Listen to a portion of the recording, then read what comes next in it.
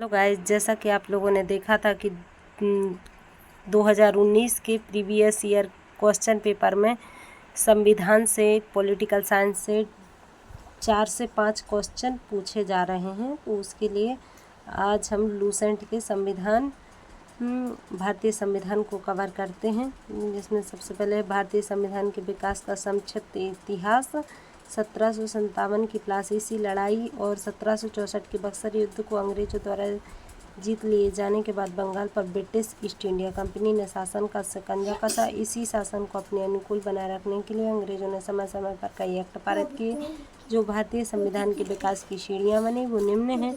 1773 का regulating act, इस अधिनियम का अत्यधिक संवैधानिक महत्व है। भारत में ईस्ट इंडिया कंपनी के कार्यों को नियमित और नियंत्रित करने की दिशा में ब्रिटिश सरकार द्वारा उठाया गया पहला कदम है, अर्थात कंपनी के शासन पर संसदीय नियंत्रण स्थापित किया गया। इसके द्वारा पहली बार कंपनी के प्रशासनिक और राजनीतिक कार्यों को मान्यता मिली। इसके द्वारा केंद्रीय प्रशासन की नींव रखी गई 1773 के रेगुलेटिंग एक्ट के तहत। और फिर विशेषताएं इसमें क्या है? इस अधिनियम द्वारा बंगाल के गवर्नर को जनरल पद नाम दिया गया एवं तथा मुंबई एवं मद्रास को इसके अधीन किया गया। इस एक्ट के तहत बनने वाले प्रथम governor general Lord burning Hastings थे।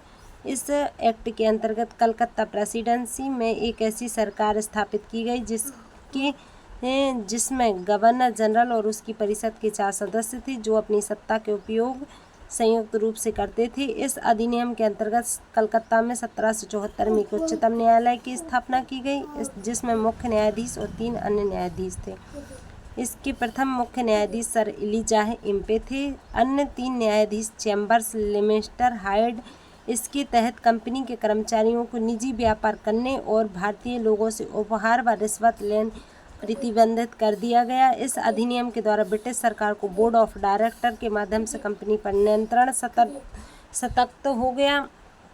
इसे भारत में इसके राजस्व, नागरिक और सैन्य मामलों की जानकारी ब्रिटिश सरकार को देना आवश्यक कर दिया गया। Act of settlement 1781 regulating act की कमियों को दूर करने के लिए एक्ट का प्रावधान किया गया। इस एक्ट के अनुसार कलकत्ता की सरकार को बंगाल, बिहार और उड़ीसा के लिए विधि बनाने का प्राधिकार दिया गया। 1784 का ईस्ट इंडिया एक्ट, इस एक्ट के द्वारा दोहरे प्रशासन का प्रारंभ हुआ। बोर्ड ऑफ डायरेक्टर्स व्यापारिक मामलों के लिए, बोर्ड ऑफ कंट्रोलर राजनीतिक मामलों के लिए। 1793 का चार्टर अधिनियम, इसके द्वारा नियंत्रण बोर्ड के सदस्यों तथा कर्मचारियों के वेतन आदि को भारतीय राजस्व में देने की व्यवस्था की गई। 1813 का चार्टर्ड अधिनियम, इस अधिनियम की मुख्य विशेषता है कि कंपनी के अधिकार पत्र को 20 वर्षों के लिए बढ़ा दिया गया। कंपनी के भारत के साथ साथ व्यापार करने के एक अधिकार को छीन लिया गया, किंतु उसे चीन के साथ व्यापार एवं पूर्वी देशों के साथ चाय के व्यापार के संबंध में 20 वर्षों के लिए एकाधिकार प्राप्त रहा। कुछ सीमाओं के अधीन सभी ब्रिटिश नागरिकों के लिए भारत के साथ व्यापार खोल दिया गया। 1833 का चार्टर्ड अधिनियम, इस अधिनियम की मुख्य विशेषता है इसके द्वारा कंपनी के व्यापारिक अधिकार पूर्णतः समाप्त कर दिए गए।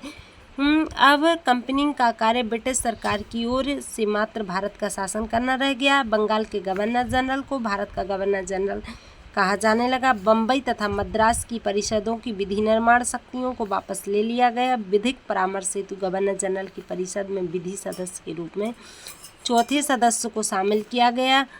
भारत में दास प्रथा को विधि विरुद्ध घोषित कर दिया गया तथा 1843 में इसका उन्मूलन कर दिया गया। और 7वां है, अधिनियम की धारा 87 के तहत कंपनी के अधीन पद धारण करने के किसी व्यक्ति को धर्म, जन्मस्थान, मूल वंश या रंग के आधार पर अयोग्य न ठहराए जाने के बंद किए गए।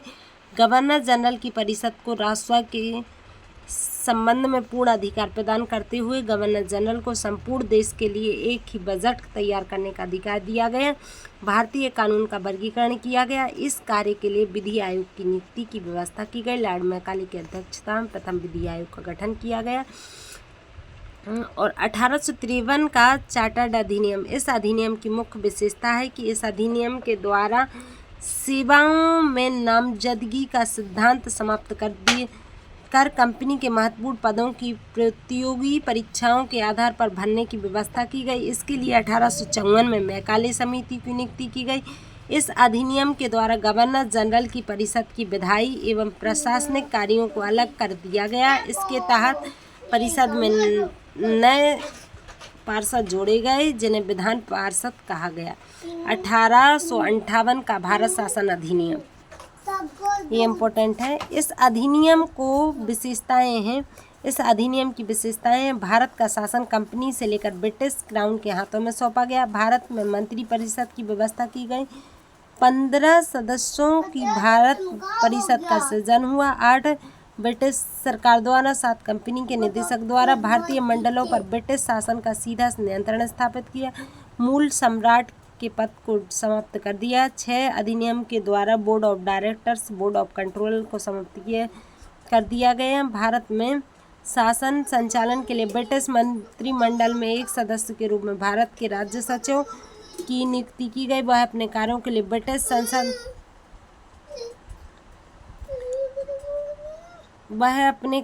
ब्रिटिश संसद के प्रति उत्तरदायी होता था। भारत के प्रशासन पर इसका संपूर्ण नियंत्रण था। उसी का वाक अंतिम होगा, चाहे वाक नीति के विषय में हो, अन्य ब्यूरो के विषय। 8वां, भारत के गवर्नर जनरल का नाम बदलकर वायसराय कर दिया गया। अतः समय में गवर्नर जनरल लॉर्ड कैनिंग अंतिम गवर्नर जनरल एवं प्रथम वायसराय हुए। 1861 का भारत परिषद अधिनियम।